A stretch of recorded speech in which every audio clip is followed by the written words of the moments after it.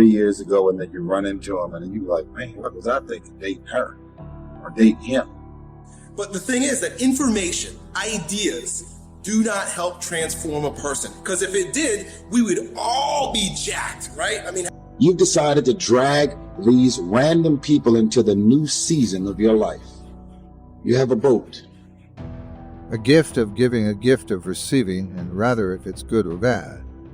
You've got to make sure you understand that these circumstances and these challenges has to happen in your life.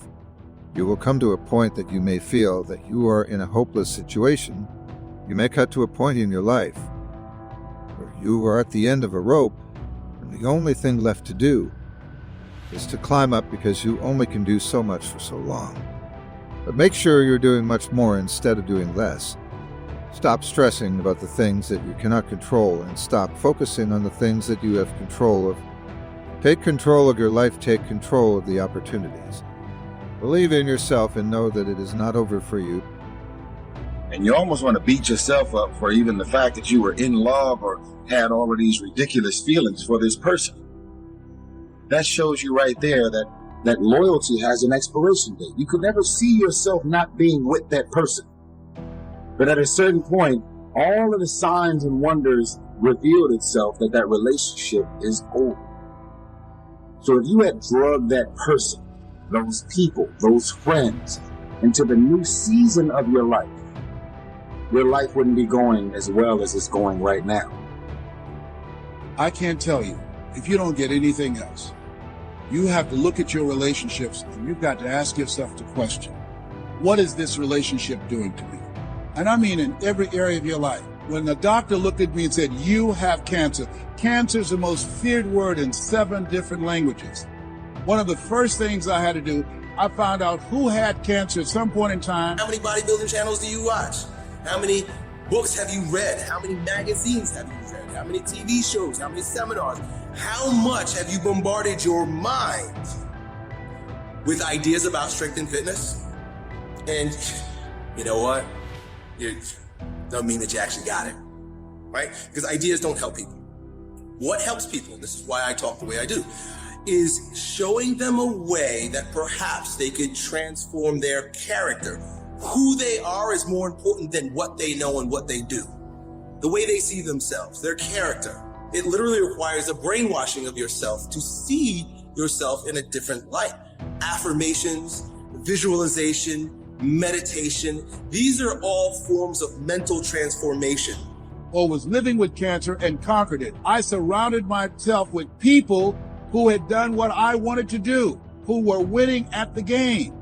See, it's very important, every area of your life. If you want to improve your health, start hanging around healthy people. They did a 30-year study and said that the reason that most people are obese, it's a mind virus.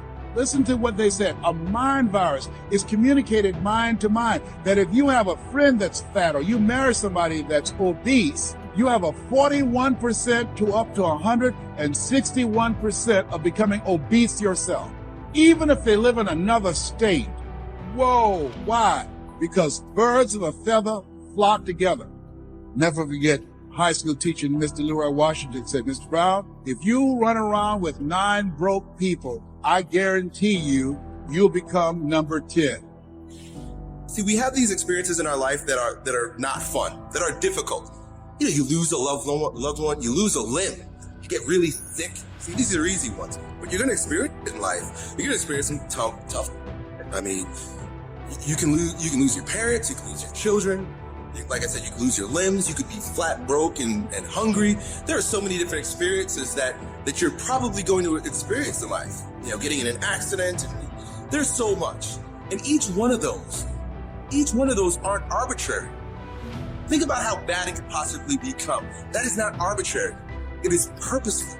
It is set there for your growth, right? That's what life is about. Life is engaging in all of those really difficult situations for your growth, because always on the other end of that pain, your boat is at its capacity. In order for your boat to not sink and go underwater, and that could be your career, that could be your life, that can be your personal life, your relationships. is that relationship over? Do you feel mentally, spiritually, and emotionally stimulated in that relationship?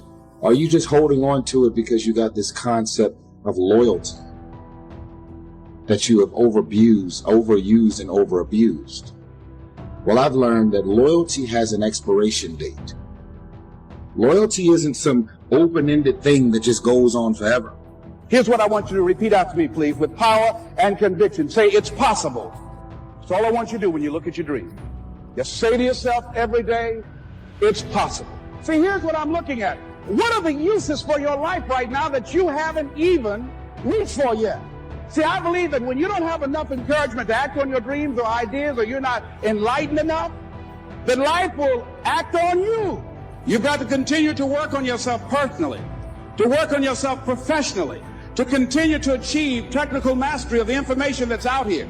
You've got to set high standards that will begin to set the pace on how customers are being treated, who are voting with their dollars. You've got to decide to be relentless. You've got to decide never to give up. You've got to find some reasons within yourself that will give you the stamina when life catches you on the blind side to get back up again, to keep on calling and coming back again and again and again. So every day I was working to develop myself.